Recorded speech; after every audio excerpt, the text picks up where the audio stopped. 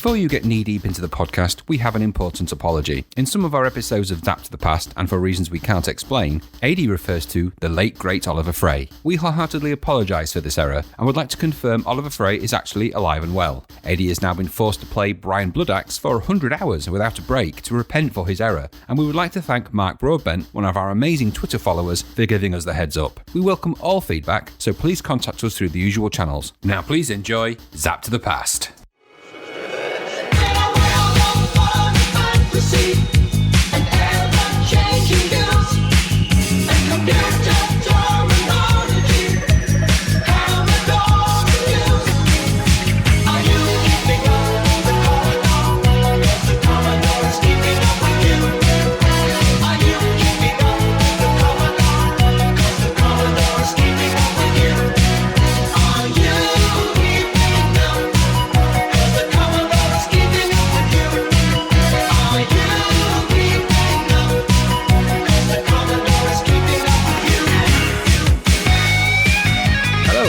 Welcome to episode 2 of Zapped to the Past.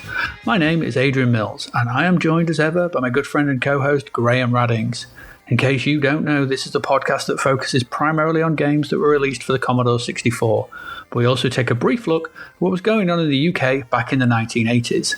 There were thousands of games released for the Commodore 64, so to bring order to this chaos, we are using the magazine Zapped 64 as a monthly guide for the games to focus on. I would hasten to say that we are in no way affiliated with the magazine Zapped 64 itself. So, this is for your attention. If you're listening to this, please be aware we are not the sweariest of podcasts. We try not to. We try to avoid cursing for most of the time. And we do succeed, but from time to time, the odd swear word does slip through.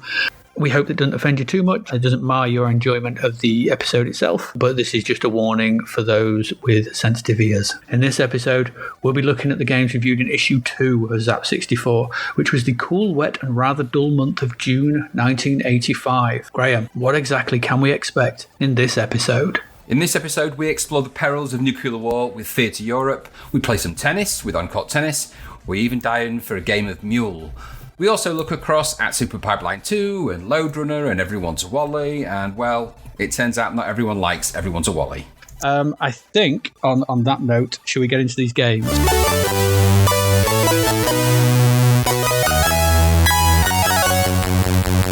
Game number 1. So this was the cover game. I think most months we're going to start with whatever was the big game, so usually it's on the cover of the magazine. Before we do, this was Theatre Europe. It's a bleak old cover. That was yeah, a bit dark. I did want to. One might say. I did want to discuss the cover. Zapp's covers are very good. They're very, very good. Drawn by the late great Oliver Frey. Issue 1's was a nice space cover because it was to do with Elite. Issue 2's is a very grim, very grim depiction of nuclear war. In which the cover depicts a rotting, zombified, gas-masked face in full horrific close-up.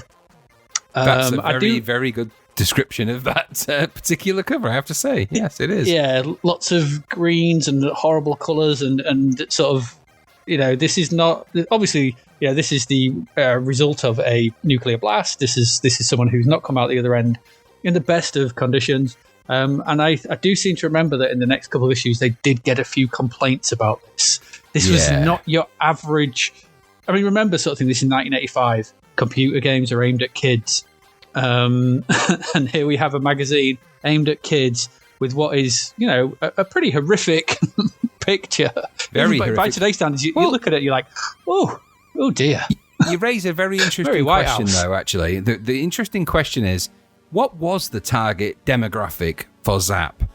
Because was it kind of school kids, and was it a little bit older? Because the guys that were doing it were 18, 19? So I think so. Yeah, they were like late teens, early 20s most. Yeah, exactly. So so they were aiming this at essentially your teens, right?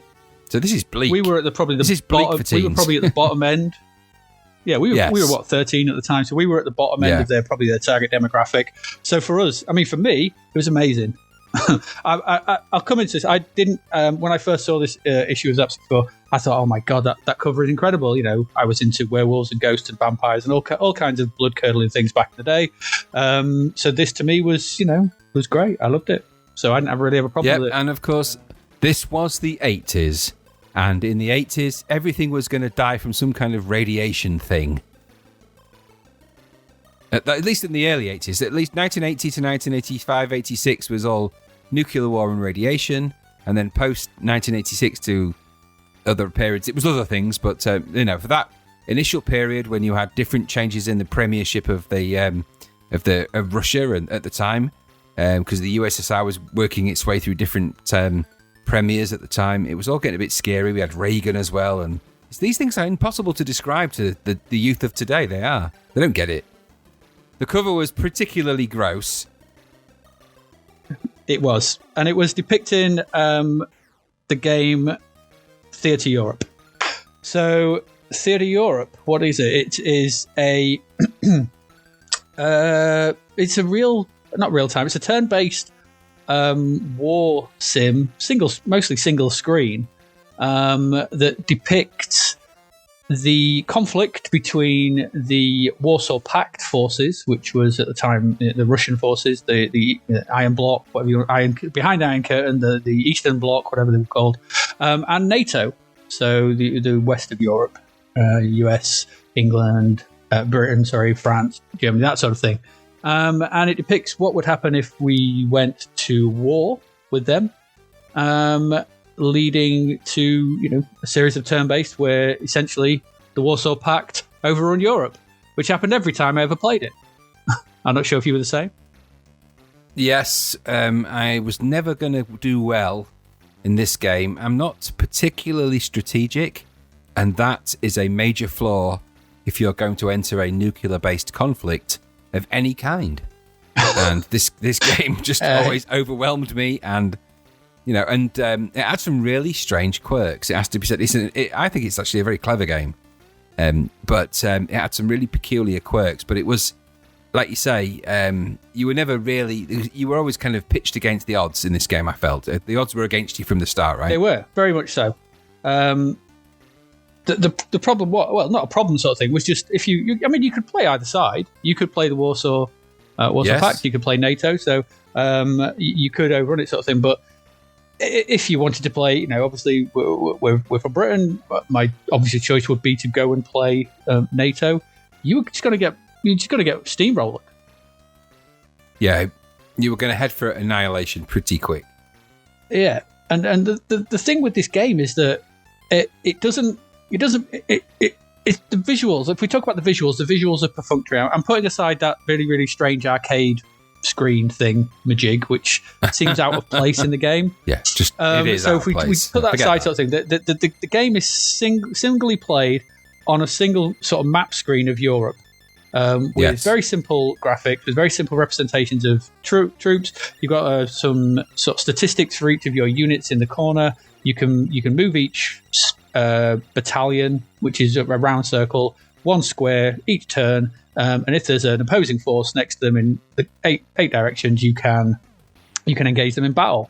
You have your turn, you go to battle. Warsaw Pact, you can then restock or resupply. Warsaw Pact is its turn, and repeat, and watch Warsaw Pact walk over Europe, because that is literally what happens. Yeah. And it's brutal. It's really brutalist in its aesthetic. I thought it's from its sound effects. The weird thing is it starts off with a quite jaunty rendition of "Give Peace a Chance."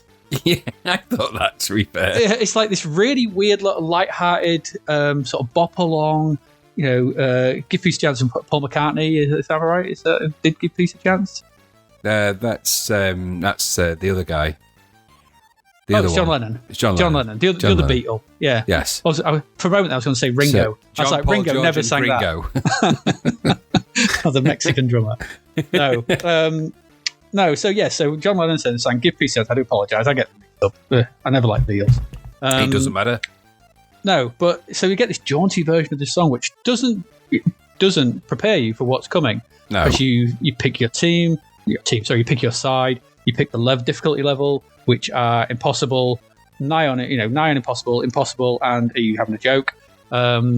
That's the 3 difficulty levels, and then you get into the game, and the first thing that greets you is this discordant sound. Just as this, every time there's a new turn, this sound plays and it's harsh. Everything about this game is just intended to like keep you at a cold distance, and it works. It works so well, and it is, for that cover, the horrible. We talked about the cover sort of thing and the horrible definition of that sort of thing. This is, from a huge micro version of this sort of thing, looking out from a huge distance, you don't get to understand what the horror is like on the ground level, as you just see these red forces just march over Europe. At the end of each turn, you are given a choice: continue, launch chemical warfare, or launch nuclear warfare. Chirpy. Absolutely. So at any point, you can break the Geneva Pact, whatever, Geneva Convention, Geneva Convention, and launch chemical warfare at them. Or you can just go all out nuclear war, and you can do a targeted thing, or you can just go all out and just throw everything. And usually the game ended with nuclear war. I actually never, something in me I never did chemical warfare. I don't know, maybe I'm a good guy. I don't know. I did launch nukes, so I'm not that good. I'd rather people just be vaporized than die coughing and spluttering and in horrible, messy ways. So, it's a lesser of two evils, I guess. So, yes, as the game progresses, your forces just get systematically wiped out, and you're left with no option. You can either, I don't even know if there is a surrender option, because I always launch the nukes. And you can choose to launch a single or launch the lot. I always went the lot. I mean, what the hell at that point? And at this point, we need to sort of put you back into 1985, because the game does something very, very clever at this point. And if anyone played it back in the day, they will remember. But what it tells you to do is go ring a telephone number. This was a real-world telephone number to get the authorization code for the nukes. And if you didn't have any magazines, if you didn't have any tips, you didn't know what it was. So you picked up your phone, you rang this number, and I haven't listened to it. I'm sure it's on YouTube. We may find a link to it and play it. I'm sure we can probably find a copy of some of it. But I seem to remember it's quite chilling. It tells you what the launch code is, and that launch code is a really great phrase. It's Midnight Sun, which I always liked. Thought was really evocative as a couple of words, to launch nuclear missiles, and then just ends with a baby crying. I seem to remember. Bleak. Yeah. So you go back to your Commodore 64, 13, 14-year-old. You type in Midnight Sun, and then it asks you, yes, launch code's authenticated. Do you want a full strike or just one? Full strike. And then you get this bleak series of, dots just appear on the map screen. The Warsaw Packers, well, we can do that as well. Dots everywhere, moving over every city, and then there's a graphic, sort of a fairly rudimentary graphic representation of missiles coming down and mushroom clouds, and then the video printer, which has been your friend, which has asked you to put in the codes, then goes a bit crazy and just types goodbye brokenly. And then we're back to give peace a chance. So I'm sensing there's a message in this game.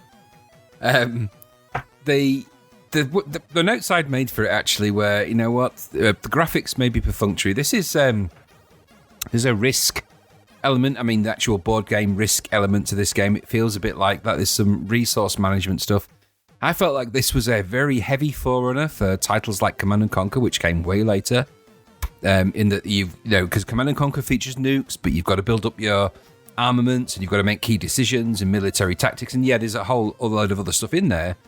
And obviously the Commodore 64's got 64K, so take all that crazy graphics and stuff out and the music and all that. Right at its core, you've got a very intense strategy game here. And for those that like that kind of strategy game, that don't like the immediacy of arcade-style games, which were the kind of the foray of that platform at the time, for those that like those strategy games, there's plenty here to go at. There's always that temptation, though, to just, launch nukes or launch the chemical attack. But at the same time, I felt this game I didn't think it was heavy on its message. It's not like it's banging the sort of, peace and goodwill message. At the end of the day, there's repercussions in this game. If you do things in this game, there are repercussions for them, and I quite like that about it. But it is very of its time. Now, at that time, I think 1983 to 85, you've got movies like War Games and stuff like that coming out. There's this whole thematic of doom and gloom and nuclear attack. There's TV shows like Threads. Then there's TV shows like The Day After, where there's nuclear attacks on cities and what will happen and the fallout and the big explosions and all the rest of it. And I think it plays into a little bit of that paranoia that was going on at the time in a quite clever way.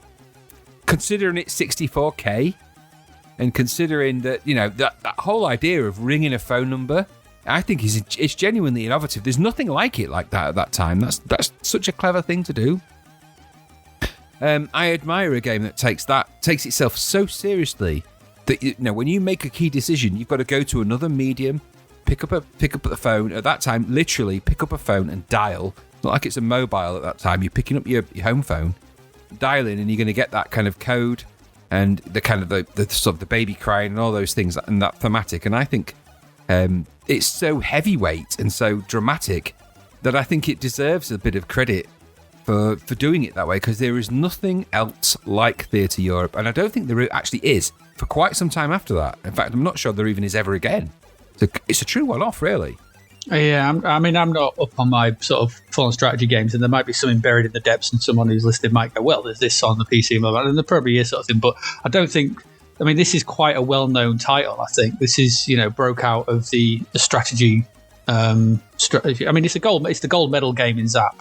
I can't think of many other strategy games that get that sort of thing, and it is setting a message sort of thing. It is telling you something. It is a representation and a reflection of what was going on at the time, sort of thing. That we were living in fear of all-out warfare. It was in the middle of the Cold War. This was before the perestroika, before the wall came down. This was very tense times. That even that. For someone living on a council estate in Grimsby, as it was, sort of thing, this was a bit of an eye opener, So, and one of the things, just to sort of mention in the in the review, sort of thing, that they talked to the developers, and I found this really, really quite scary, sort of thing. Probably at the time I was like, but looking at it now, the developers said that they had to fudge the numbers because every time they ran it, normally. The Warsaw, I mean, it happens anyway, sort of thing. But every time they ran it with perfect AI, the Warsaw Pact just stomped over NATO with accurate numbers, with accurate figures, which they got from various sources. They were saying, so they had to tone down the Warsaw Pact forces, which was really quite terrifying because if you, for anyone that can remember, there was lots of pictures coming out of Russia of these huge parades and these massive missiles.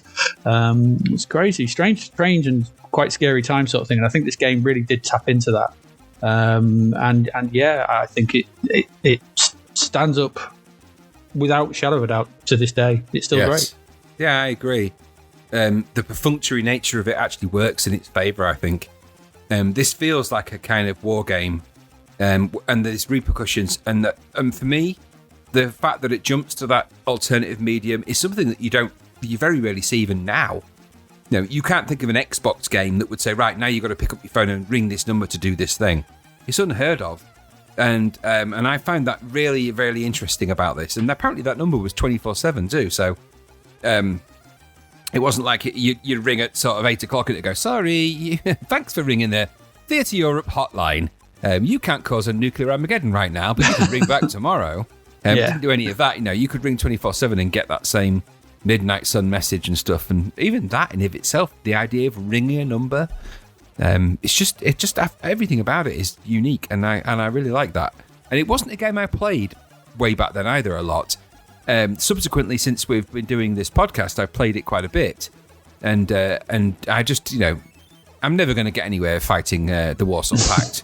I discovered that very quickly on. The first thing, strike quick, strike fast, strike hard, get the code, and nothing good can come of it. Just listen to John Lennon for a bit, because that's that was my lesson. John Lennon can cure a lot of things, and it seems that's what they discovered with Theatre Europe. But I think it deserved its gold, I have to say. Absolutely. And I think just to go back to that phone number sort of thing, it is there are a lot of plaudits lobbed at games like something like Metal Gear Solid, which asks you, utilize sort of real world objects sort of thing. And that at one point you're told to look at the box for a code to ring someone in the game, and people are wondering, it's actually on the back of the CD case. There's a picture with a code on it if you're talking to this character. And so a lot of people are like, oh, that's incredible that he's reached out that sort of thing. I mean, this was doing it 13, 14 years prior to Metal Gear Solid, and doing it, from a small sort of team running a one-off telephone line somewhere in the UK. So I think, it's a great game. It's well worth your time just to go and have a look. And I think you are perfectly right sort of thing, in that those visuals are actually almost not, I hate to use the word timeless, because they're just representations of Europe. It's just a map.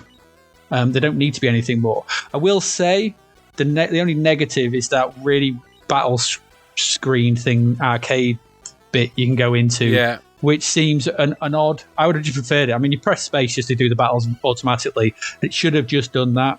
They should have just scrapped that, I think.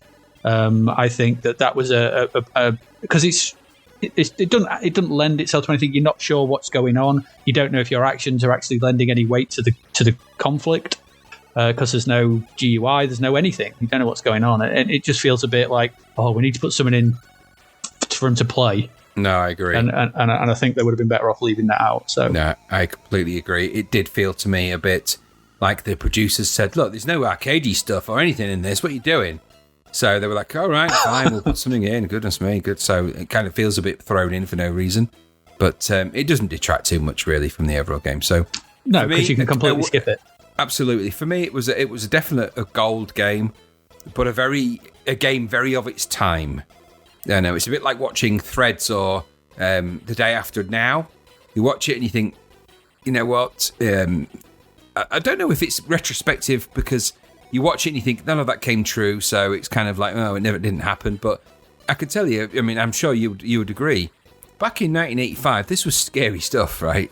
We genuinely were living with a time when, you had one president on one side of the shore saying he has space weapons of some description, and a premier on the other side saying that they were going to fire nukes if they wanted to, and you can't stop us, kind of thing. And there we were as a little tiny island in the middle, with their own US missiles and protests and all sorts of stuff going on. It was a game of its time, but it very much captures the theme of that anyway. So a good gold winner for me. Absolutely. Yes, Theatre Europe. Grim, but good. All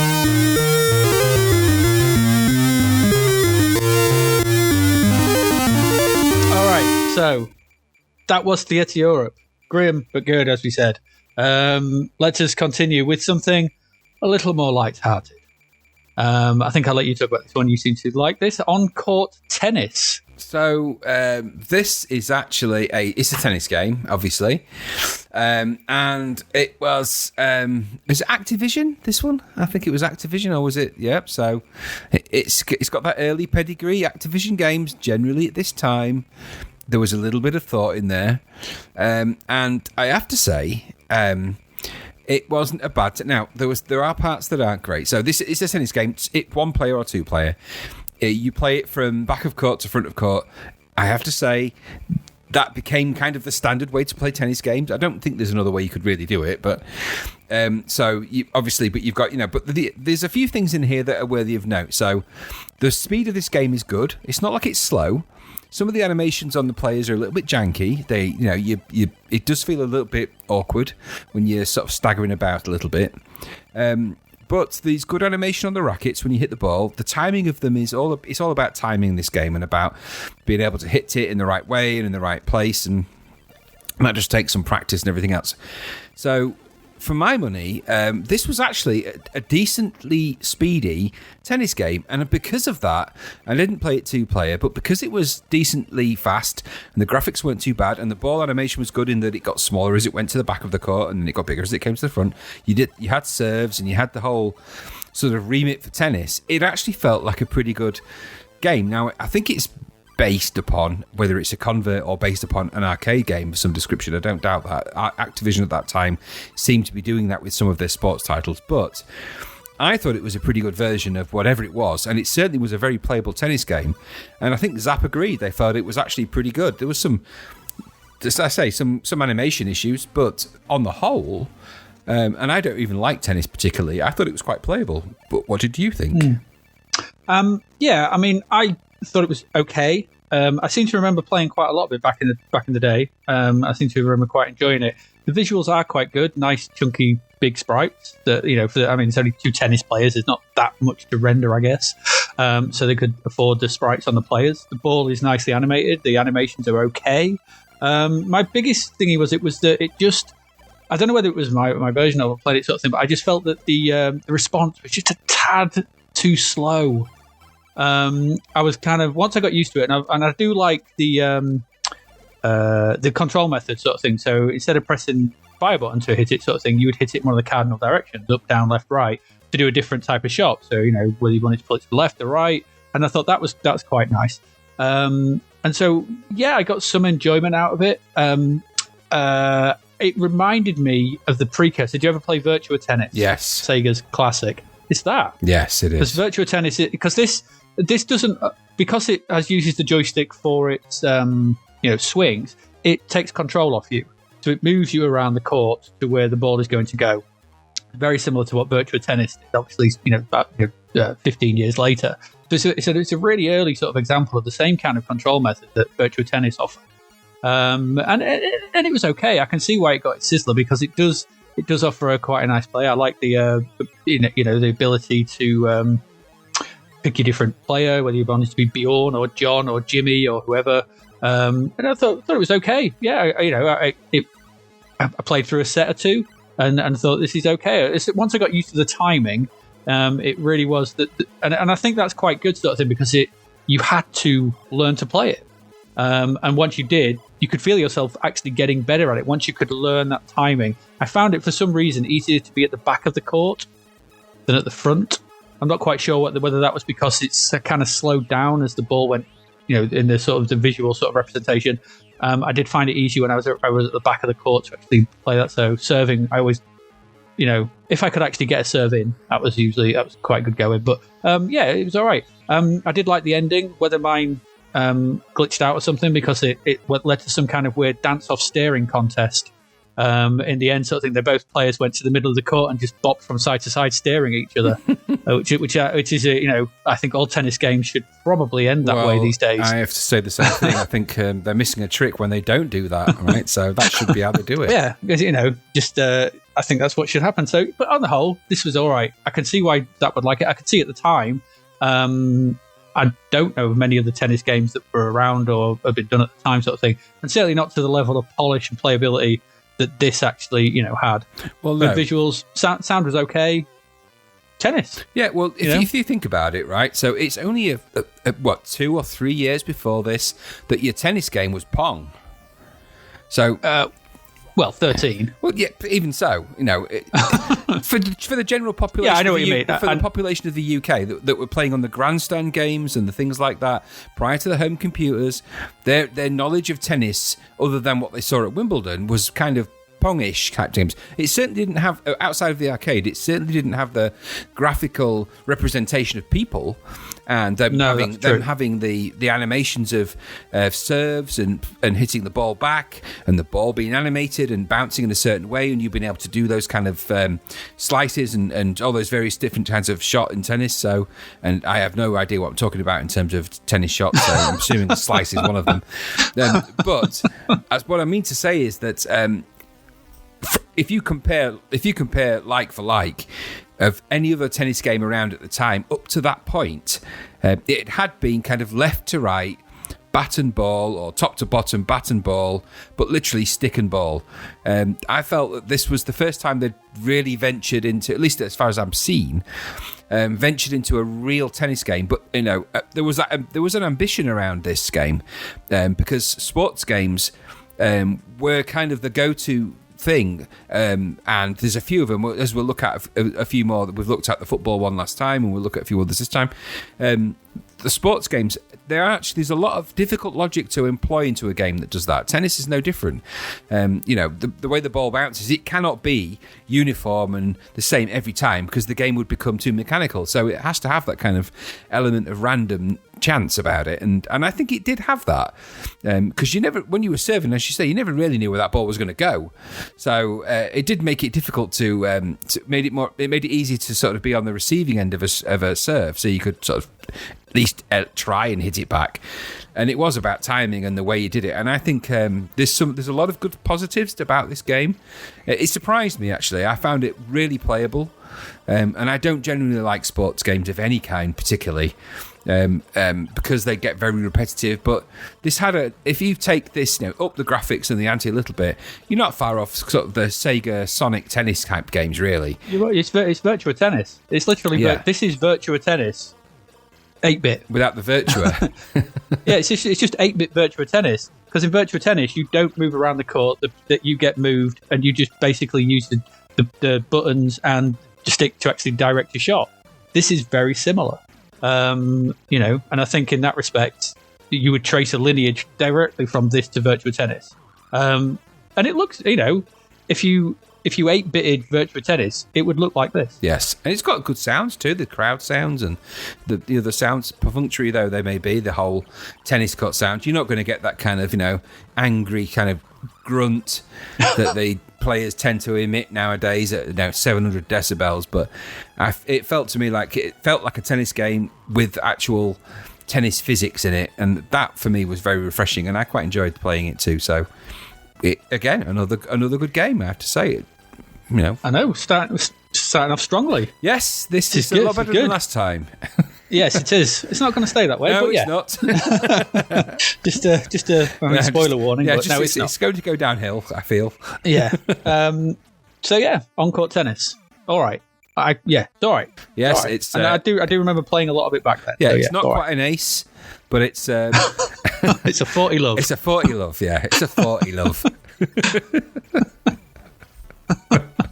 It's a baseline smash. It's a deuce. It's a deuce. There it is, deuce. Good old. All right. Anyway.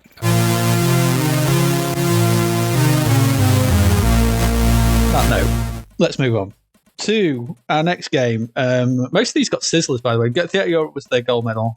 On-court tennis was the sizzler.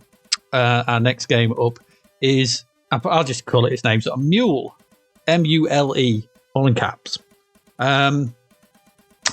Okay, so I knew very little about M.U.L.E. I'd never played it back in the day. I had very little to know about it. I'd not read anything about it. I've read a little bit around it since then.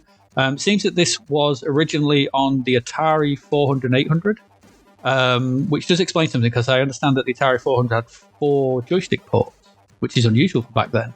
And so you could see why with this. This is essentially some kind of... Well, the first thing, it's by Electronic Arts, which I didn't know, which is quite interesting. I didn't realise this was an Electronic Arts game. But M.U.L.E. is some kind of... Trading? It's a trading game where you are on some planet, you pick a character, it's up to 4 players, all at the same time. Essentially, it was 2 on the keyboard and 2 on joysticks, where you could do stuff. You had a plot of land on an alien planet, and then in that plot of land you could get a mule and then wander around, and I don't know. I don't know what was going on. The word you're looking for is confusing. Yeah, I mean, the first time when I got my plot of land, and then it just came up. My first note is I won $119 gambling, which I did. Then everyone else won some money gambling, and then there was some weird auction house that seemed to go on forever. I was like, oh, just bid, and then I didn't realise that you had to walk to the line. You had to do it was the Johnny Cash version of auction houses. So you had to walk the line of getting there, and then you could say, if the longer you stayed at the line, the more you wanted to buy or sell. And then it repeated, and then all to this, like, I mean, presentation-wise, it's really quite interesting and unusual. It's an odd game from every facet, but I don't know if it's good or not, because it's just so... I don't know, it's so confusing, it's so baffling at times, and it's so odd, and it's... I don't know. It has severe pacing concerns because everything seems to take forever, and like I don't know whether it's one turn, and then suddenly it was all a turn because then I got granted another plot of land. I don't know why. Everyone got a plot of land, so we did it all again. At that point, I was like, you know what? I've had enough. This mule has. I need to take it and shoot it down at the down at the river.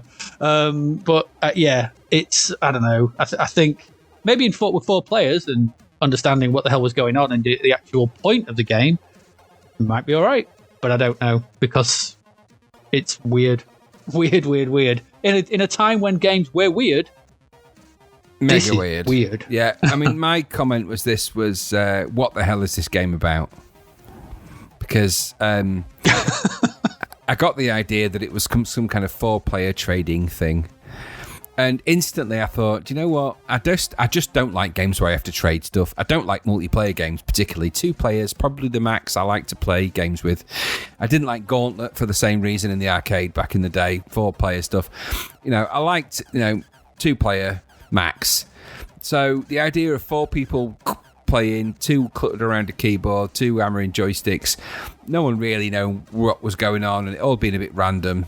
And the graphics and the presentation of the game are quite demo-like. There's a demo-y feel to it. There's obviously a lot of programming and coding gone in it, and there's some cool stuff, the way the sort of mule appears on the title screen and all the colours and everything.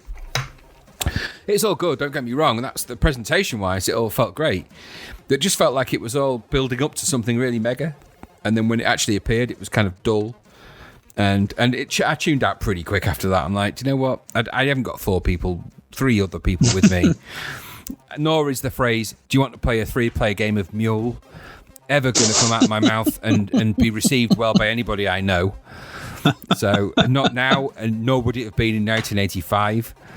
No, I've been asked to leave parties when I've said that. I think there's a reason why this game totally bypassed my game radar at 1985, because it's just something I would never have looked at. And even if I looked at the game cover back in the day, you could rent games in Grimsby at J&M Software, something we'll talk about probably another time. But if I'd have been cruising across the C64 shelves of games and seen M.U.L.E., it wouldn't have been on my hit list if it's compared to something next to it that's, there's bound to be something else in the M's that would have been more likely that I would have rented it.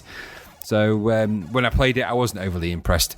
I don't quite get the great rewards and the great review that Zapped gave it, I have to say. They reviewed it in the way they do, and that's fine by them. I didn't get that kind of feel from it. I didn't play that. For me, it didn't feel like that.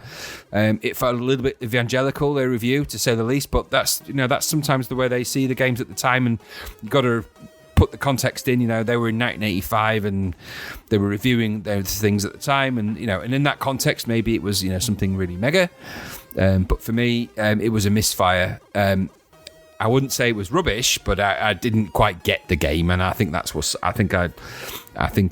avoided it and sort of didn't get into it because of that. There was always that kind of it was always going to be distant for me, I think. Yeah, I think you're right there, sort of thing. It's like putting yourself into the looking back on it now, it's one thing, but thinking about what this would have been like for a lot of reviewers, probably churning through so many sort of crappy arcade games and rubbish conversions, stuff like that, being confronted with something that was very different, very unusual, that was communal. They probably all got around a computer and played it together. And I imagine sort of in that context, I can see why they were probably quite positive about it, because I imagine as a especially that auction bit where you probably some are selling and some are buying and you're trying to outbid and outsell each other. That on a, if you're all doing that against each other, I can imagine, like any, couch counter co-op, whatever, is inherently enjoyable because it's the social side of the game. And this is an unusual example of a social game that's really social for back then. It's unusual in that. It's just, I don't think it works out of that context. No.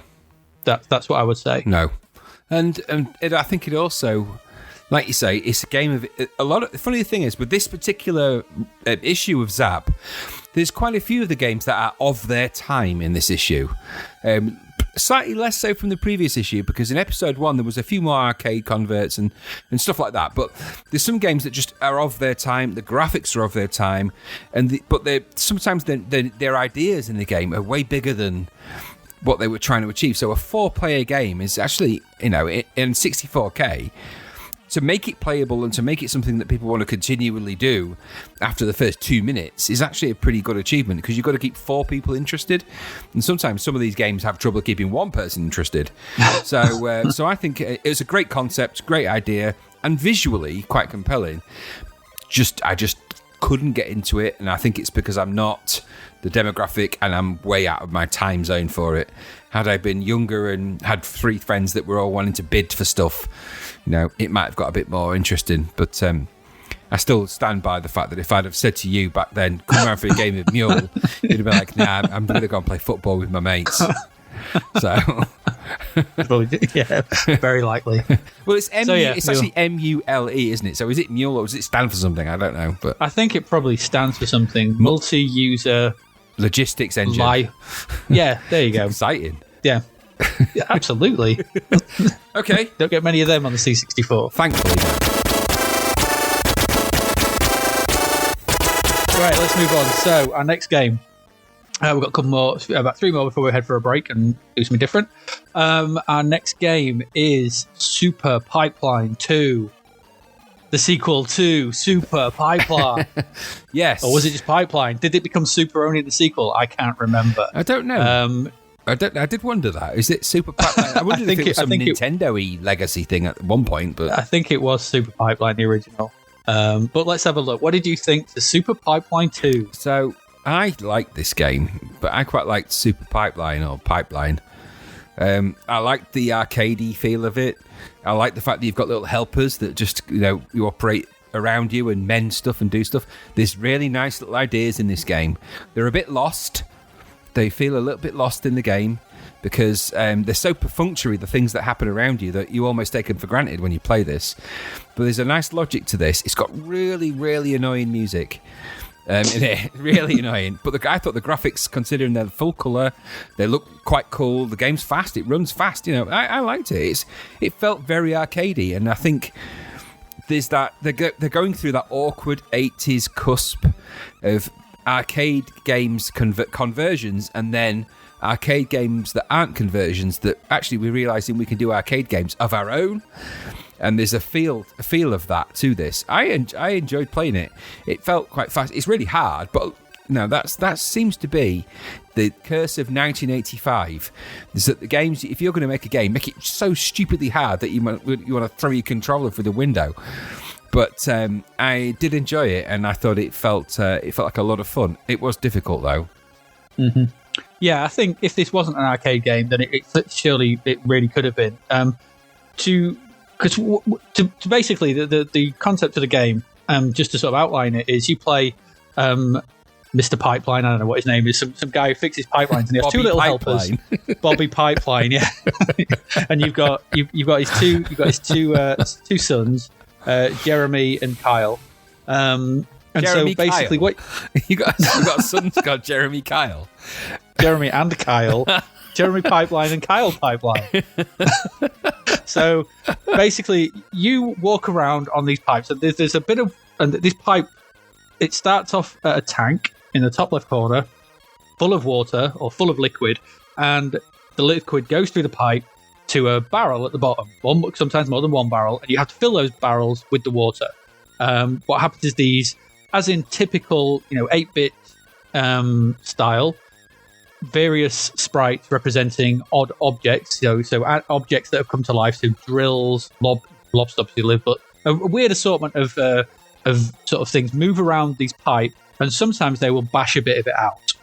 In which case, if your water reaches, or the liquid reaches this bit where there's now a gap, it will disappear. It won't be going towards your barrels. You've only got a finite amount of water. You have to take your little men, put them on the, take them, basically walk them over the thing, and they'll fix the gap. And then you've got to shoot the enemy, sort of thing. And then once they've fixed it, the water will continue flowing. So there's a really nice, if anything, the closest thing I can that modern audiences might think about that will actually explain this is the hacking minigame in BioShock. Yes, actually, yeah. Which is basically this. Yes, it is. Because in the hacking game minigame in BioShock, you've got to get that pipe to the thing, and the water goes through it slowly, sort of thing. And it's a similar sort of thing. So imagine that. But imagine if you were playing Bioshock and there were drills, 8-bit drills and stuff, knocking bits out, and you were a little guy walking around. And, that's what this is. And yes, you are absolutely right. It stands up. It is fun to play. It is hard. Yes. All games back then were. But it's still really enjoyable. I put jaunty music. I think I was being kind. Yes, it is a bit annoying after a while. It's just good. It plays. I found it a little finicky to navigate the pipes properly. Sometimes getting from when they sort of intersected to get onto them was a little bit more finicky than it could have been. But like I said, it's fast. It plays well. It's got some really nice little cutscenes in between it, so where little men will walk across or chase stuff or hit stuff. The animation's good. The notion of you think you've done one thing and suddenly there's a drill at the top you hadn't noticed that's knocked a bit out, and suddenly you've got no water coming through, and you're like, it's just a classic arcade game. If it wasn't an arcade game, it really should have been. I think this would have raked in the 10p's. It would have. Interestingly enough, the only low score because it was a Zap Sizzler. And the only low score they gave it was for originality, because they said it was basically Super Pipeline. So even though it got a overall score of, I think 88%, I'm not sure because they don't really do overall scores, but overall about 80-odd%. Its originality score was low. But you know what? If you're going in for Super Pipeline 2, it's going to be more Super Pipeline, right? There's no way around that. I think if it deviated from, and it deviates enough from the original to make it a bit more fun, I thought it was really fun. I liked it, and I like the graphic style. It's kind of that medium res shaded kind of style graphics, which the C64 becomes very well known for later down the line. But there's some nice game logic in here, and I like the two little characters. You only had one little character in the original game to mend the pipes. You got two here, and you can use them quite strategically, and I like that about it. I think it was, again, this is 3 for 3, which is very rare. But I really liked Super Pipeline 2. You forgot M.U.L.E, hadn't you? Well, M.U.L.E was, it wasn't awful. So it's 3 for 4. Well, it wasn't awful, but it wasn't great. I suppose, 4 for 4 then. Yeah, well, to be fair, there's 3 for 4. Yeah, 3 for 4. I'm happy with that.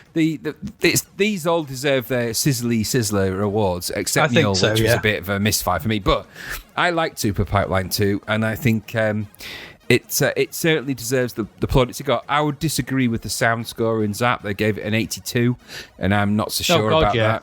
I felt that the music was horrifically repetitive, but you know what? They learn their lessons with this music. The whole idea of game music.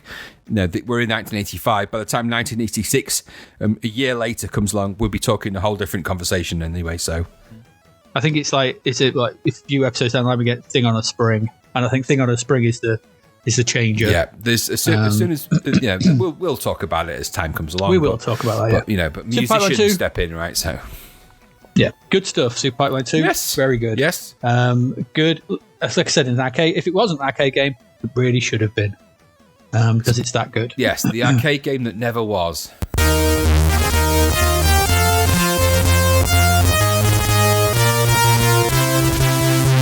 Similarly, I don't know if this actually was an arcade game. I have a feeling it was, but I don't know if it was. I know a lot about this game, as in I know of it, but was never aware that I ever played it. Our fifth game today is Loderunner. So Loderunner is your sort of single screen platformer. If anybody remembers a sort of quite obscure arcade game that's kind of classed as the first platformer game, Space Panic. It's a Space Panic variant. And essentially, you play a little guy, a nicely animated but stickman, which reminded me of N++ and that sort of thing. So it plays nicely animated stickman. You're running about on really simplistic levels, which is basically just some bricks and some ladders against a black background. And you essentially have to. You've got to collect some stuff, haven't you? Yeah, there's that. You collect some stuff. Yeah, you have to. That's the idea of the game, is to collect the things. Eventually, when you collect enough of the little what look like power blocks, then the ladder goes to the next level, and then you have to make your way to the ladder and go to the next level. Yeah. Yeah. What I liked about this was I thought that the the sprites are nice, sort of thing. They're really simple, but I thought that the enemy AI was really good. Yes. And really clever in the fact that it would react to where you were quite convincingly, in a sort of Miss Pac-Man type of way, but in a way that felt like they were aware of your presence. So it was like they would quite convincingly pin you into a corner, and you had to really strategically think about ways to get around them, trying to sort of get them into one place where you could herd them around, but you had to plan. And I like that about it. I thought that was really good. It's hard as hell. As all these games sort of were, but the simple graphics, the simple thing, but it was speedy, which was nice. It's nice and fast. And so what you can do is your only mechanic that I could figure out was you can basically knock holes in the floor. So you can dig a hole in the floor, and if the enemies would run into that, they would drop into the hole, and then you could run across them. So you could avoid them that way.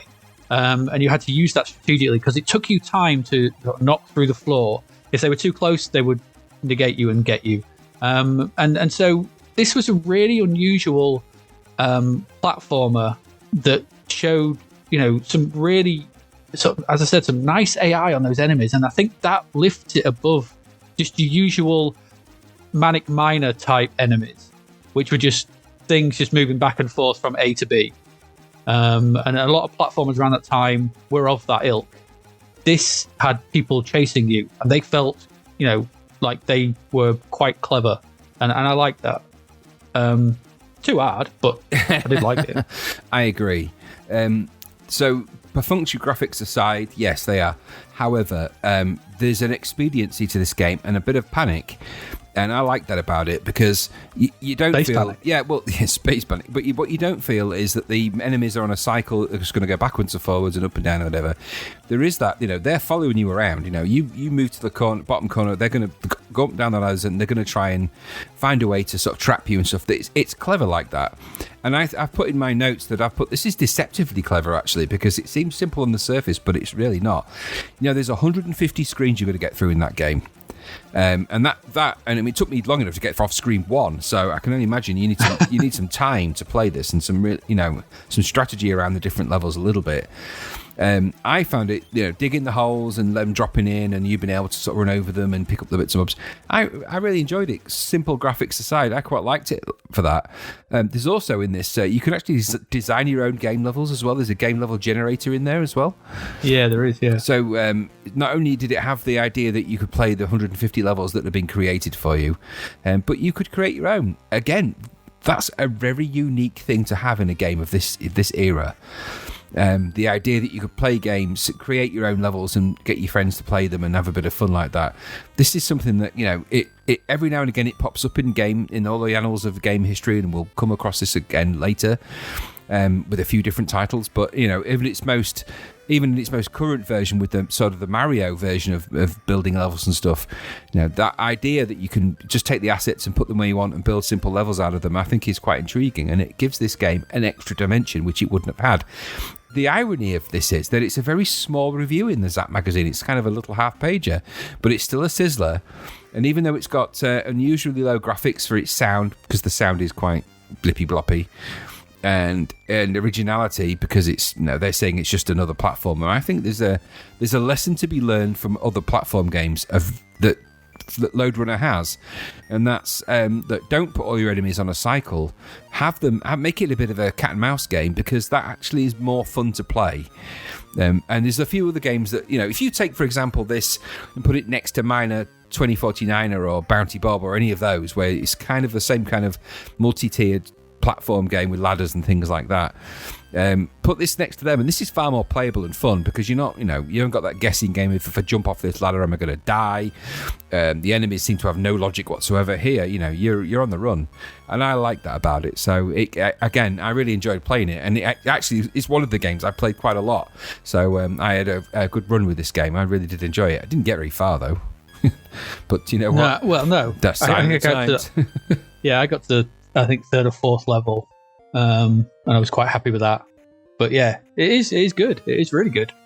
And like I said, it's unusually intelligent, and those enemies, they're after you. They're not going to hang around. So yeah, good stuff. I like that. Loderunner. I was one of those games always been aware of, knew it, heard of it, never really played it. Quite glad to go back to it. Yeah. Okay, so Loderunner, yeah, this is good. What we're doing? I know. Far too positive. Well, these are the good. Yeah, this is true. This is the good. We're going to wrap up this first section with our last one. Probably not got too much to say about this because it's very similar to one we've already spoken about in another episode. And this is Commodore's International Basketball, which was another one I think got a sizzle, didn't it? Yes, it did. Yeah, so another one. So if you've played international soccer, you've probably played international basketball, except it's just basketball. Same, very, very similar presentation. Pick your two teams. Out come the big chunky sprites. 3-on-3, and you play basketball. Now, the reason I wanted to mention this is because the interestingly, and I didn't give you this version, but there's a difference. There's two versions of it, and the one I gave you, I think, was the US one. And the reason I think it's for the US one sort of thing is that advert in the background. And this is what I wanted to talk about because I want to know what is Johnny's for Funk. Because there's an advert smack in the background that just says Johnny's for Funk. Now, for those who don't know, Johnny's is a bit of a euphemism for a certain thing, and I'm just wondering what the hell was going on with that advert. Are they playing on something? I don't know. But it just made me laugh. I was giggling all the time while playing this for some strange reason. Probably because of that. It is in the UK one, so I'm looking at the picture right now. Johnny's for Funk. Yes, no, it's, I think... What? I don't know. I'm thinking it's maybe meant to be some kind of music. I don't know. Because there's other sponsors in there. I'm hoping it is. It's a basketball game. It's 3-on-3. It runs pretty fast, I have to say. The sprites are a bit perfunctory, but not bad. They're multicolored sprites, and so ethnically diverse, which is really good to see in a game of this type, especially in that era, because we know that time, the equality and diversity things that we now stand by nowadays don't necessarily apply to those kind of things back then. So it has all that in bag. It's playable. It's fun. I'm not a fan of basketball, but I had fun playing this game. It is less players, international soccer with the ball played kind of differently in physics. But you know what?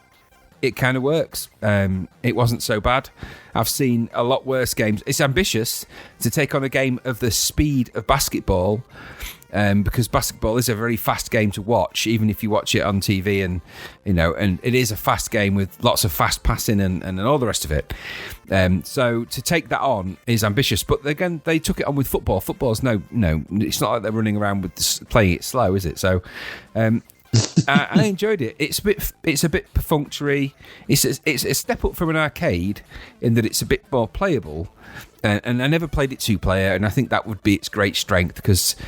I'm pretty convinced I was playing it 2-player, but as 1-player, which would explain why everyone was really easy to run around. But either way, I thought it was quite good, and it did have kind of the sort of bit of basketball razzmatazz. You've got top cheerleaders in there, and there's a little bit more pomp and circumstance in it than there is in perhaps international soccer. I thought it was pretty good, and I don't like sports games. So, like I said earlier, it's the sports games don't endear themselves to me very well. So I actually found it pretty good fun. All said and done. It is good. It is good fun, and I wonder whether this helps. It is from Commodore themselves.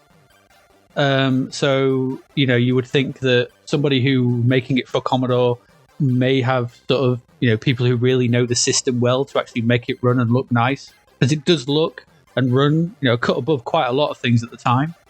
So whether there's something of that in there, I don't know. I mean, Andrew Spencer is the guy that's credited, but he does say Andrew Spencer and Commodore who made this. So there is probably some of that behind it. But yeah, you're absolutely right. It's a good version of basketball. It still plays well. It's fast. It's nice. Those sprites are very, very. I still think today they're pretty good. They're chunky, they're big, sort of thing, but it runs well, and it's got a nice atmosphere. It feels like basketball. It is clearly international soccer with basketball. It is. But that's no bad thing. The two games fundamentally are quite similar. Absolutely. You run down one end, you run down the other with a ball. I mean, there are limitations. And the limitations, let's be honest. All the basketball players are the same height. That never happens in real basketball. I can be pretty much sure of that. So they've all kind of got that kind of short kind of. They all look a bit like sort of power lifters. So how well they could play basketball, it remains to be seen. I would have thought they'd have done better to have taller, thinner sprites. That's just me. Well, I think, what are they, 2 expanded sprites high? Yeah, they're just kind of, they're classic Commodore sprites. They're kind of short and wide, and that's the Commodore thing. I think they could have just benefited from being, just make them slightly taller. It's a silly criticism, really, but what I mean is that, it's still playable in spite of that, and I think what they've tried to do is distance it away from the court a little bit to give you a bit more of a viewpoint. I have to say, the kind of left to right, the viewpoint of the court works really, really well for this game, and it's like international soccer. It's essentially the same thing, really, but it's still, again, playable and fun and pretty nippy. It's faster than international soccer. I think it is a bit faster, I enjoyed it, and I think it deserved its sizzler again. Yeah, I mean, it came out obviously a year or so later, sort of thing. So obviously they optimized the code and got it running a bit better. I think it's good stuff. I mean, that's essentially 5.5 goods. Yes, which is very rare for us. Absolutely. I don't know if we're going to be this good as we go forward. We certainly weren't last month. No, it's going to go downhill. We just need to prepare ourselves for that a little. Yeah, because that's it for this part. We're going to take a break. We're going to come back with a little bit of news from around the world, what was going on at the time. Well, actually, news from the UK. And then we'll carry on. But there you go. Positivity. We're not negative. We're not. We told you we're not. Not always. And not always. Only when it deserved it. What's coming up after the break does deserve it. See you soon.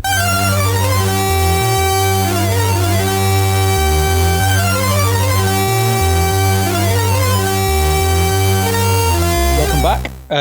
Quick roundup of what was going on in the world. Oh, not the world, actually, the UK. Back in June 1985. Seems not a lot. It was probably a hot summer, and people were probably just, resting and relaxing. What was going on, though, according to that great source Wikipedia, was something called the Battle of the Beanfield. I'm just going to read this out from the beginning of Wikipedia because I think it's great. It's not great, but for what it is. It took place over several hours. Some battle. On the 1st of June 1985, when Wiltshire police prevented the Peace Convoy, which was a convoy of several hundred New Age travellers, from setting up the 1985 Stonehenge Free Festival in Wiltshire, England. The police were enforcing a High Court injunction obtained by the authorities prohibiting the 1985 festival from taking place. There were 1,300 police officers took part in the operation against approximately 600 travellers. That's a bit much. And quite typical of the police, I think, back in the 1980s, who tended to be a little bit heavy-handed over here in the UK. I seem to remember with other sort of various events. But I just like this with story sort of thing, which is just, this huge authoritarian response to what was essentially just a bunch of hippies wanting to go play some music on Stonehenge. It seems really bizarre. Why would you have a problem with that? I don't know. Maybe there was. I don't know. I don't live in Wiltshire. Maybe there were other things going on, but it seemed a strange thing to take umbrage at and throw 1,300 police officers at. Seems weird. I also like this quote in the description on Wikipedia, which said the free festival scene had emerged in the 70s, and the People's Free Festival at Windsor ran from 1972 until 1974, when it was violently aborted by the authorities. And that term, violently aborted, had me laughing quite a lot when I was looking at this, because it's like, how dare you have a free festival and enjoy yourselves? We're going to violently abort this. There's a number of really interesting details about this whole thing. So firstly, I read it originally as Battle of the Bean Feast, which I imagine was some kind of angry exchange of people that bought bean feasts from Iceland or from Heron, and that took umbrage at the fact that you paid a slightly different price. So there was just kind of a war of bean feasts, and then I realised it was Beanfield. So I'm assuming there's a Beanfield where there was some kind of battle. The idea of the police fighting, not only fighting, but outnumbering them, sort of, 2 to 1. So the idea of police 2-1 fighting New Age travellers, and let's be honest, they're not known for their fighting ability against, an unorganised military, really, which is what the police would have been at that time. So it just seems a very angry response to what is essentially a music festival. Nowadays, these things are popped up everywhere. Every pub in the whole of the country has its own fest of some kind. Yeah. God, can you imagine if your local pub had, Harm Fest or, the local pub fest, only for 1,300 police to show up and, and end it violently and abort it violently. It just doesn't happen now. But for some reason at that time, there was this, and I think, like they said there, there's a mention of when it says Peace Convoy, which makes me think that it was probably something to do with a backlash against the peace movement that was around at the time and the nuclear threat. And right, possibly. So it's probably a little bit, the whole, what was the peace organisation called with the... Greenpeace. There's a famous logo. It was Greenpeace, but there's a famous logo of it looked like underpants, but I can't remember what it was called. I could be completely wrong about that. No, Greenpeace was they had the Rainbow Warrior. C&D, that's it, yeah, C&D. So it was around that time, wasn't it, when there was C&D, there was the big camp outside of the nuclear... was that Salisbury? Yeah, there was, exactly. So it's not that far from around there. There was the big C&D base outside of the nuclear, I guess, American Air Base. And so I think it all plays into that. And of course, the miners' strikes weren't that far off from that either. And Falklands War was only a few years before.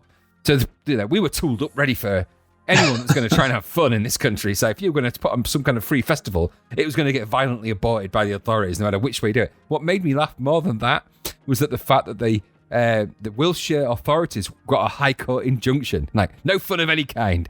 Can you imagine them going into the court with that? So what's the reason for this injunction? No fun.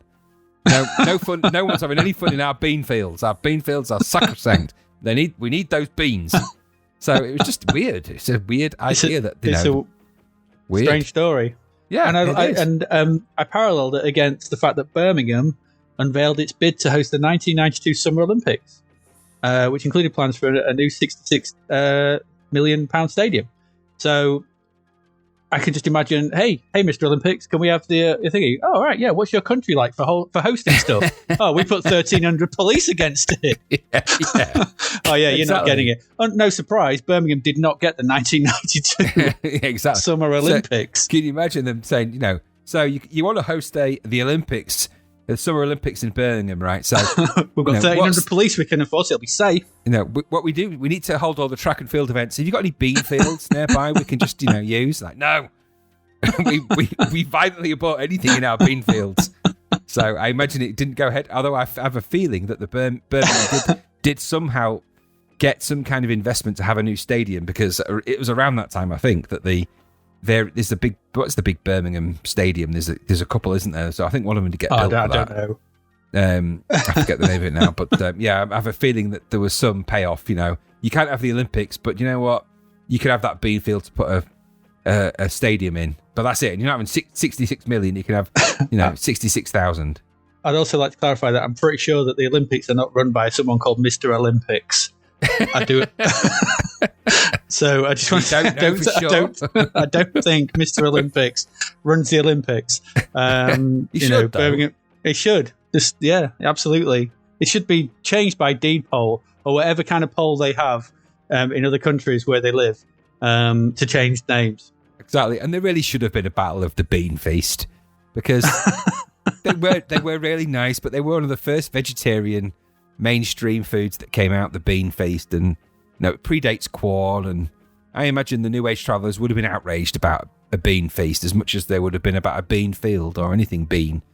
So, no. So, there you go. Not a lot was going on in June 1985. No, angry exchanges in fields.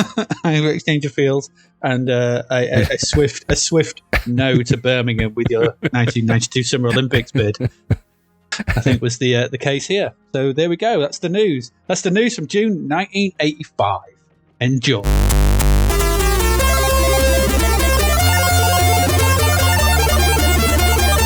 Welcome back. After the Battle of the Beanfield, we move on to part 2 and more games. We've got 1, 2, 3, 4, 5, 6 to go through in this section. So, It's not all going to be good. I know it's not going to be good because I'm looking at it. And we're going to start with one. To be fair, these two were rated high. The first two were rated highly by Zapped. I don't think they were rated highly by us. And our first one we're going to look at, it's a bit of a, I think it's right to say, a bit well known. I think it's a bit of a classic, regarded as a classic. I think it does have some kind of cult status. And that title is Everyone's a Wally. Certainly a title that is known amongst 8-bit enthusiasts. I would hazard a guess. Well, maybe more amongst Sinclair Spectrum owners, I feel. Yeah. My notes on this was, I never liked these games. It's a cast off from the Spectrum. Dull. It don't get better than that, really. I never did. So Everyone's a Wally. What is it? What is Everyone's a Wally? It is a multi-character side-on 2D flick screen adventure-y puzzle type thing where you wander from screen to screen with a bit of manic minor weird objects floating around for good measure, picking up objects, using them to solve puzzles in a very, very typical of this time sort of thing representation of a sort of small English town. I think that's one of the reasons why it's quite liked, because it's one of those sort of representations of British suburbia, and it's very British. It is very, very British, and there's red telephone boxes, there's train stations, there's all very Britishness about it. But it was a Spectrum game. I think it is a conversion from a Spectrum game, and it shows. It's got bloody colour clash. For one thing, almost impossible. You'd have to program that in. I'm pretty sure. Yeah. I don't even know how you do it, but it's got color clash. It's slow. It slows down when anything more than 3 things are moving on screen, and then speeds up when they disappear or they're not on screen or something else. So you can walk at many paces. Which is strange. You go into different rooms, you walk over objects, you pick them up, you randomly go about stuff. Wally himself is just a typical sort of beer-bellied, what looks like a beer-bellied sort of northern character. There's other characters that some would get their own spin-off games. I didn't get to any of the characters. I found it incredibly dull from the get-go. I was hoping to come back to this and maybe find why people highly regarded it, because I think some people do. They think it's quite clever and quite good. And unfortunately, that just did not happen. No, it's never been for me. It never will be. Duh. No. So my take on it was very similar. My notes were dull Spectrum conversion. Another dull Spectrum conversion. My main problem with this game is a few, actually. I generally have a real dislike for games where I have to wander around and just do stupid stuff like pick stuff up, take it from point A to point B, do the thing with it, which is actually odd because when it comes later down the line, and this kind of game has its evolutionary point in terms of things like Manic Mansion and Zap McCracken, and later down the line, of course, the Monkey Island games and all of that lot. So this predates all of those. This predates that multiplayer thing. That's all. Those are things to its credit. However, graphically, this game is inept. This is not. Again, it's a game that is not playing to the Commodore 64 strength. It's just a straightforward graphic for graphic conversion, which is lazy. Number 2, it's very perfunctory in terms of its sound. It's very dull. There's not a lot to it. And my feeling with these games is you need some kind of stamina/perseverance to really like them. And the weird thing with this was that my feeling was that they really thought that the character of Wally was something that everybody knew about, that everybody would get behind. Now, this was a sequel to Pyjamarama. Pyjamarama was a big game on the Sinclair Spectrum. I don't think it was on the C64 at all. So its audience was kind of actually not that big. It's kind of British, I think, safe to say. In fact, probably quite English. The main sprite is kind of an Andy. The Wally character is kind of an Andy Capp kind of character. It's played in that kind of cartoon panel style graphics and left and right. So it feels a little bit like you're playing through a Daily Mirror cartoon, but one that has literally no laughs. It's very unfunny in my estimation, although I think they think it's hilarious.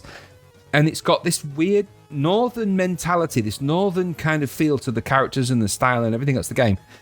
but a soundtrack that's kind of Cockney and because this game came with its soundtrack on the B side of the cassette, which was a recording of Everyone's a Wally. You can go on YouTube and find it. I ain't going to play it because it's horrid. But for me, it felt like a game that they genuinely thought this Wally character was like, some kind of Mario character for the C64 or the whole 8-bit thing. And I'm pretty sure that nobody had probably heard of that character that far outside of maybe Pajamarama put it on the map a bit, but I don't think Pajamarama was famous for the character Wally. So I think all to make a game about a character, to then assume that everyone's a bit of a Wally now and again, and you do stupid stuff. To play multi-characters that you have absolutely no affinity for and make no sense. And if you come to this game like I did with relatively few expectations and a short memory, you have no idea what they're talking about and who these people are. And there's clearly some interplay that needed to have happened in the background, and you need to understand a bit of the history of this stuff and what it means. Without that, it's just dull, and it suffered from it, and that's what really put me off it.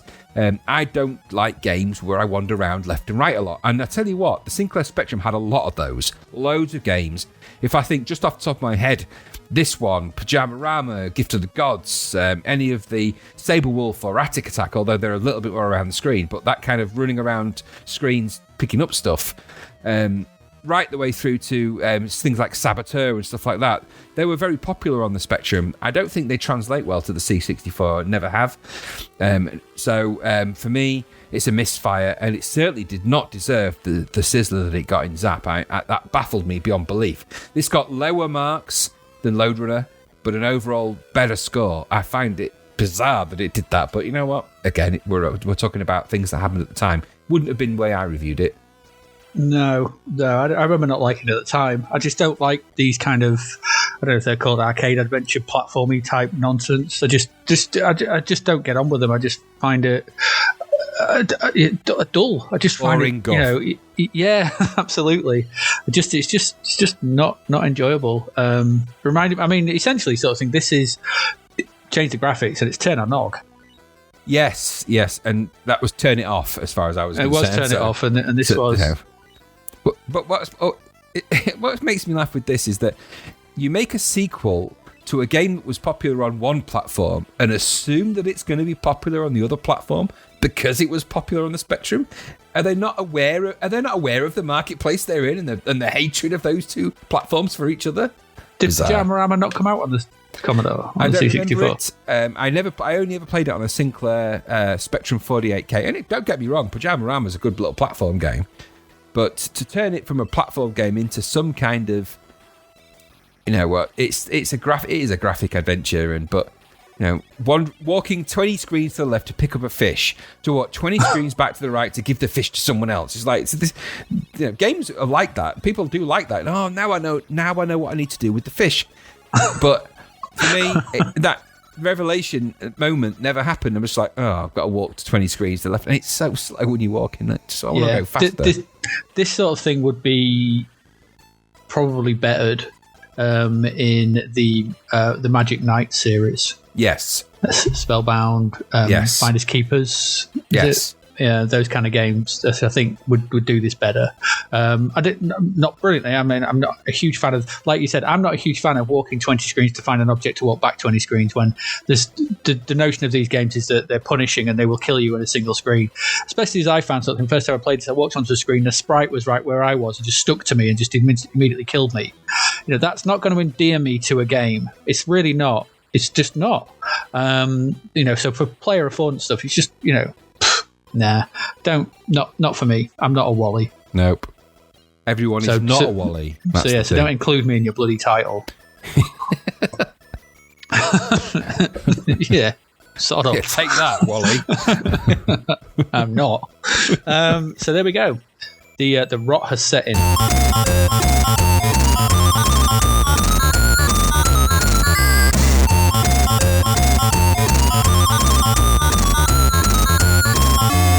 Our next game, so Everyone's a Wally, is not one we recommend. World Series Baseball by Imagine. I think it's by Imagine it. Yes. Is our next game. Graham, what did you make or think of?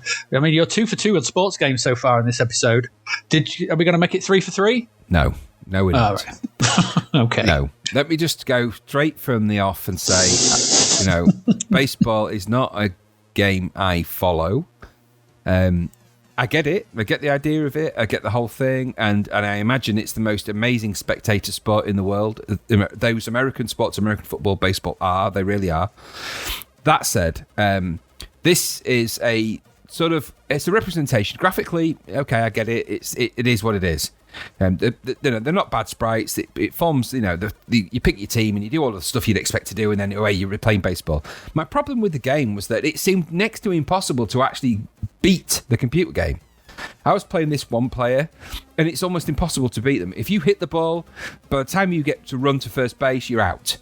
There's no way around it. You cannot hit that ball in any way that means you can actually win. So you really, this game's about playing it with your mate and a two-player. Well, I didn't have that option. And I found it just frustrating. Even hitting the ball was hard work, because it's a game a little bit about timing. I think actually more luck. There seemed to be no rhyme or reason to how you hit it, whether it would go for miles or whether it would just trickle in front of you or whatever. But I can guarantee, no matter how fast you run to that first base, if you don't hit it 20 miles away, then one of their pitchers is going to run, or the fielder is going to pick it up and throw it to the guy on the base, and you're going to be out before you can get there. There's no way around that. It happens every single time. And for me, after the 50th time of scoring, or either getting struck out or not scoring anything meaningful, I was kind of like, you know what, this is just too hard to play. And it ruined the fun. And these games have to be fun, because they're based around a very fixed set of rules. There's no deviation. It's not like they're going to suddenly do multi-ball, or suddenly they're all going to sort of, something, a giant's going to come on and throw the ball differently. Or none of that's going to happen. It's based around a real game. And so you've got to make the physics of the game playable. And it's a lesson they don't learn in these games till much later on. But for me, no. In the way that the tennis game was very playable, because it had a little bit of random physics to it, and that is what tennis is. This game, you could not score against that computer team, even if you were the best baseball player in the known universe, and happened to be also good at this. You still wouldn't do it, because no, it felt a bit. I think it felt a bit rigged. I hate to say it. And for that, I just felt, not for me. But what about you? What did you think? Yeah, I don't think Babe Ruth was going to be good at this. No. My comments were pretty simple, really. Fiddly visuals, fiddly sounds, fiddly controls, fiddly. It felt very fiddly. It's all very. The graphics are very. The people they run about, and the sounds are very blur. And there's, the only bit I quite like, sort of thing, was the interstitial bit between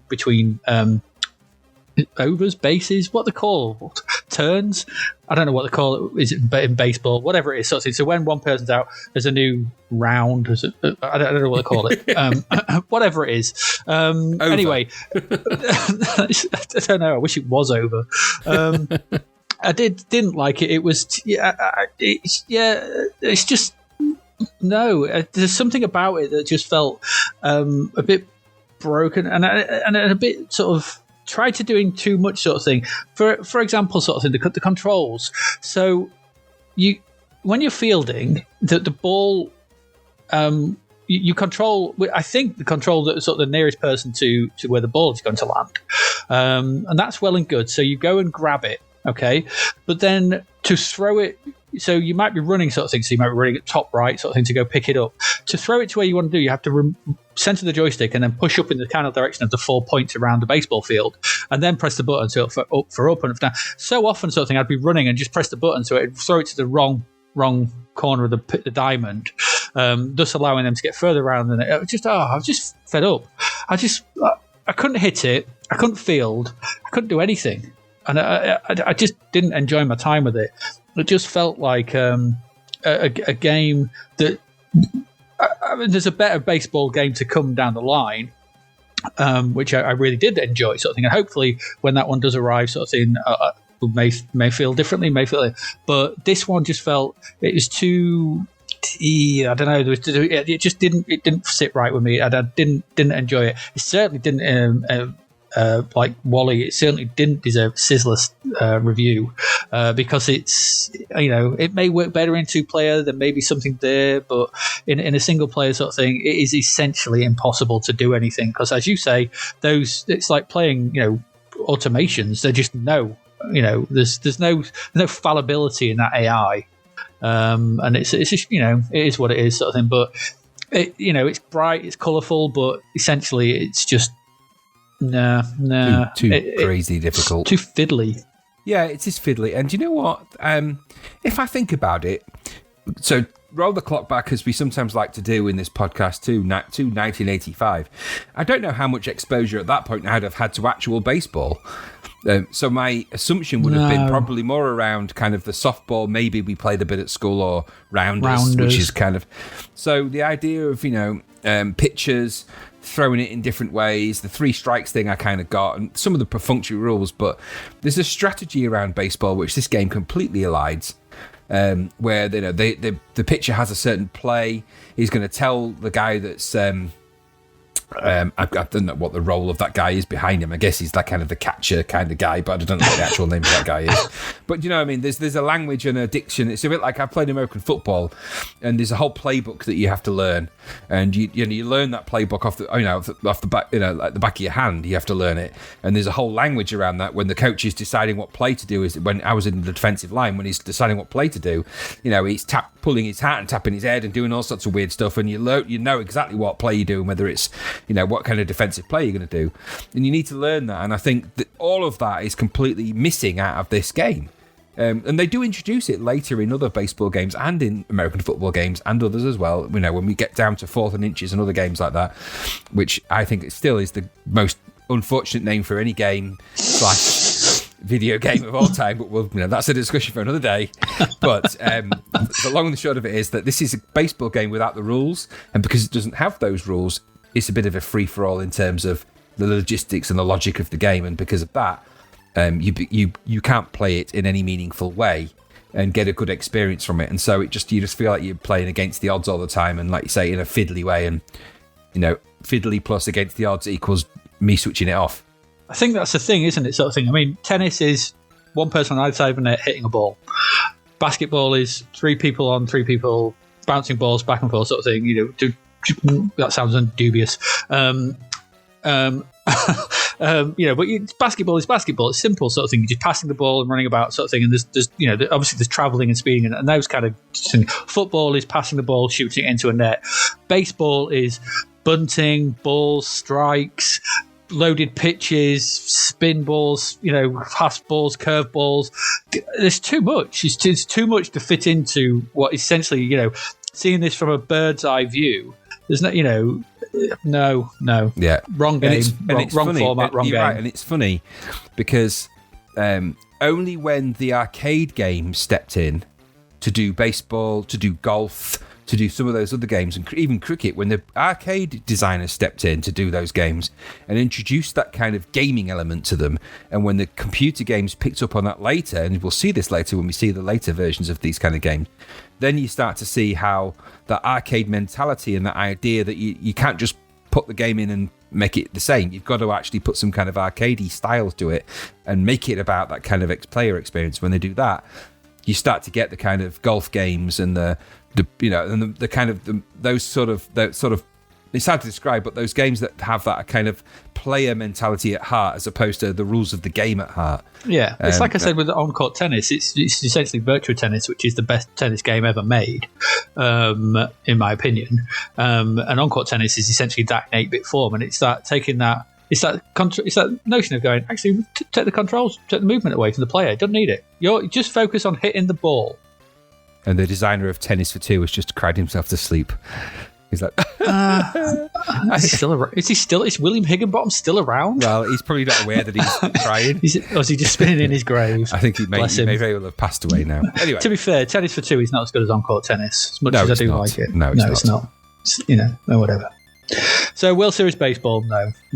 But it is better than our next game.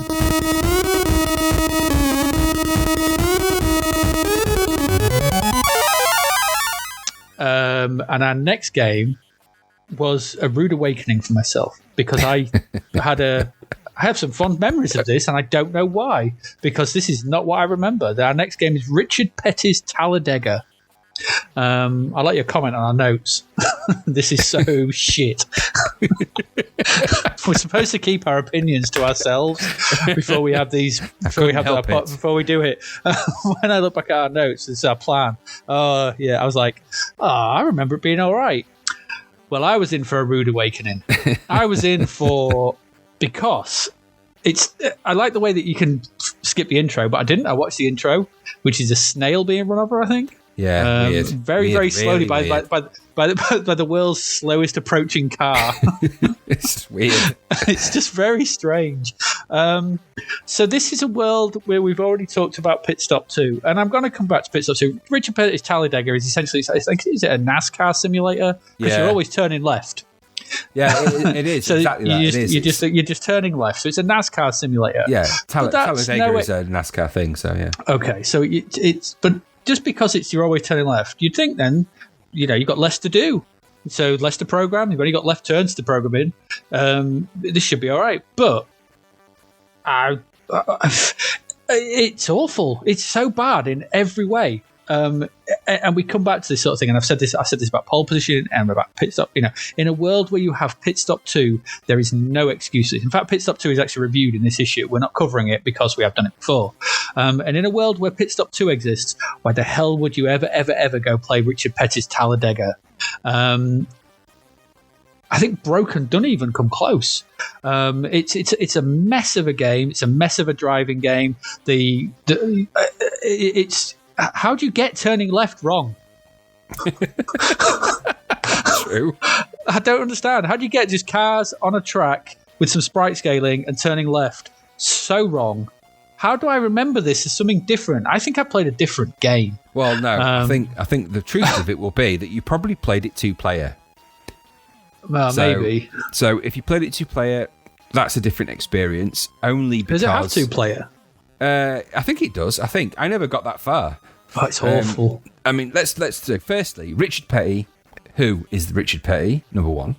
Well, I think I'm guessing he's a NASCAR driver. Well, this is it. So NASCAR in 1985, nobody would have known what the hell that was, and Talladega even more so. So it's talk about niche audience.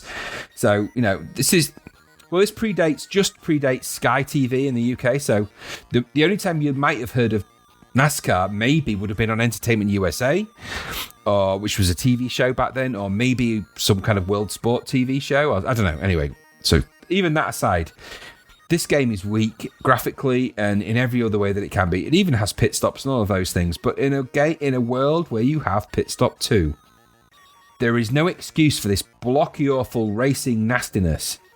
And I just found it frustrating, blocky sprites, in the same way that Pole Position was crap, dull, and just not my cup of tea. And the trouble is, I'm spoiled because Pit Stop 2 is out at this time.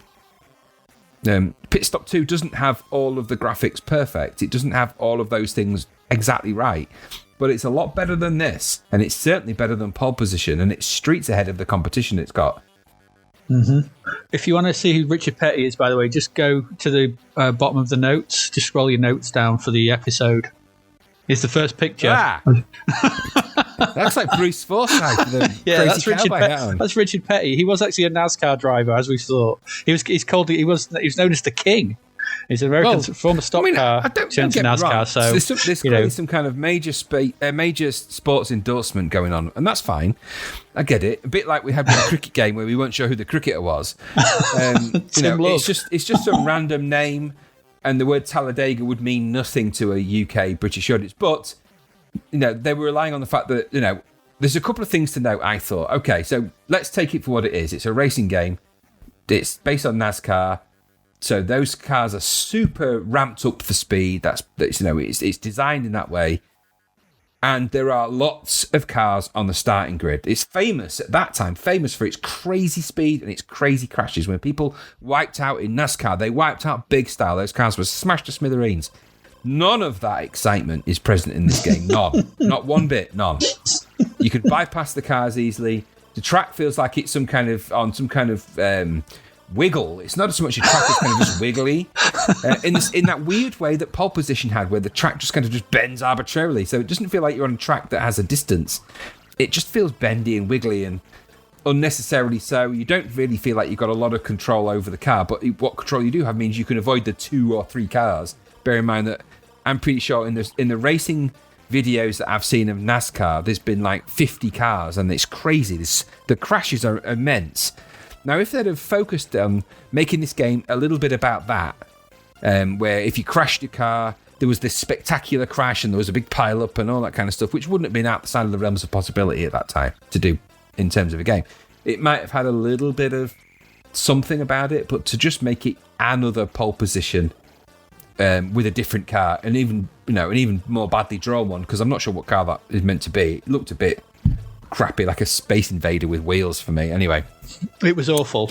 Yeah, it's not great. And my one-word review of that game was just crap. So, and then I did add after that, blocky, awful racer, worse than anything I've ever seen apart from Pit Stop 2. So that's my summary of that game. I wish I'd never seen it, but I have. I just wrote everything about it. It's terrible.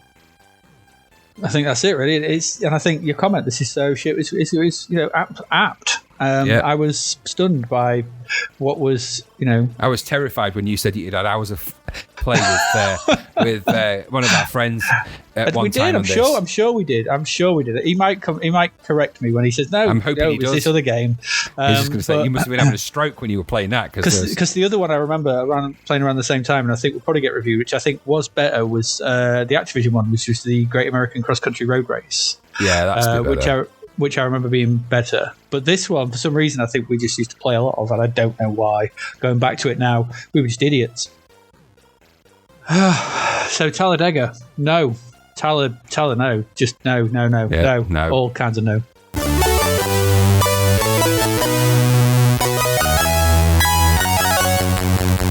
And there we go. That's the end of part 1.